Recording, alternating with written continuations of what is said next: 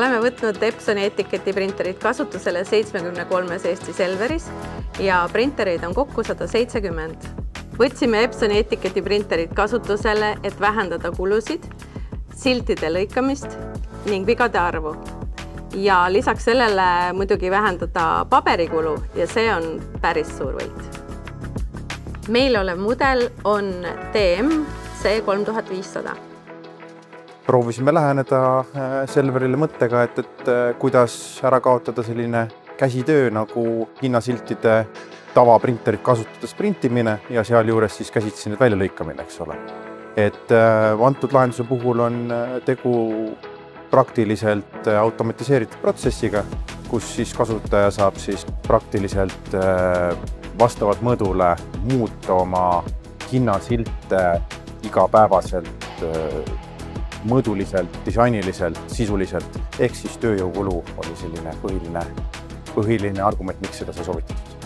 Epsoni lahenduse valisime sellepärast, et see sobib hästi meie olemasoleva majandustarkvaraga, mis võimaldab automatiseerida kogu printimise lahenduse selliselt, et kasutaja impordib sisse vajaminevad riiulisiltide numbrid ja kogused. Majandustarkvara ise valmistab ette juba liidesesse edastatava XML formaadis faili. Bartender siis selle põhjal valmistab ette eelkujundatud sildid ja trükib siis need Epsoni printeritesse täpselt vajalikus koguses ja vajaliku kujundusega. Konkureerivaid mudeleid kui selliseid hinnasiltidel on tegelikult suhteliselt vähe. Kui võtta aluseks puhtalt materjalid, puhtalt tindikulu, puhtalt printimise, ülehoidmise kulud, on Epsoni C4000, C3500 seadmed kindlasti ühed konkurentsitult ökonoomsed.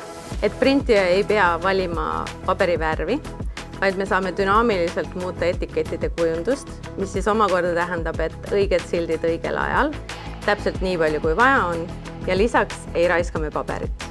Ajavõit on keskmiselt 2 tööpäeva kuus, suurtemates Selverites isegi rohkem ning Selverites prindime me kokku aastas keskmiselt umbes 10 miljonit silti.